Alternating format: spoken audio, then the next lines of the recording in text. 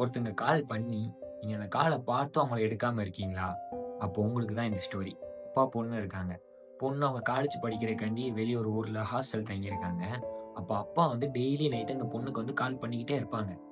கால் பண்ணிட்டு இருக்கும்போது ஒரு நாள் என்னன்னா, அந்த பொண்ணு வந்து கால் எடுக்கல. அப்போ இந்த பொண்ணு நெனச்சா அந்த கால எடுத்திருந்திருக்கலாம்.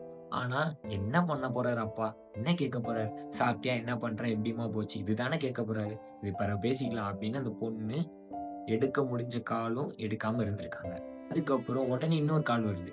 அந்த காலும் வேண்டாம். பிறகு பேசிக்கலாம். என்ன அப்பா நொய் நொய்ன்னு ஃபோன் அடிச்சுட்டு இருக்காருன்னு கடுப்பாகுறாங்களே தவிர, அட்டெண்ட் பண்ணி "என்னப்பா?" அப்படின்னு கேட்கறதுக்கு அவங்களால அப்போ முடியல. முடியல மீன்ஸ் அவங்க நெனச்சா பண்ணியிருக்கலாம். ஆனா அவங்க பண்ணல.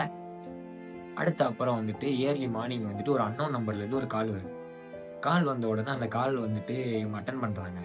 அட்டெண்ட் பண்ணிட்டு, "அங்கருந்து நாங்க ஹாஸ்பிட்டல்லேருந்து பேசுறோம்" அப்படிங்கிறாங்க. "இவங்க பொண்ணா நீங்க?" அப்படின்னு கேட்காங்க. உடனே "ஆமா, சொல்லுங்க" அப்படின்னு சொல்லி, "உங்க அப்பா நேத்து நைட் ஹார்ட் அட்டாக்ல வந்தாங்க. இப்ப அவங்க இறந்துட்டாங்க." அப்படிங்கிற மாதிரி ஹாஸ்பிட்டல்ல இருந்து சொல்றாங்க. இந்த பொண்ணு நெனச்சிருந்தா காப்பாத்தியிருக்கலாம். இல்ல வேற ஏதாவது மாறி இருக்கலாம். ஆனா இந்த பொண்ணு கால் எடுக்க முடியிற சிச்சுவேஷன்ல இருந்தும் கால் எடுக்கல. இந்த ஸ்டோரியில நான் என்ன சொல்ல வரேன்னா, ஒருத்தங்களுக்கு உனக்கு பிடிச்சிருக்கோ, பிடிக்கலையோ, 2 நாளைக்கு ஒரு ஆட்ட கால் பண்ணுவாங்களோ, இல்ல டெய்லி கால் பண்ணுவாங்களோ, பேசினதே பேசுறாங்களா, இல்ல பேசாததே பேசுறாங்களோ, என்ன பேசினாலும் அவங்க கால் பண்ணா தயவு செஞ்சு எடுங்க.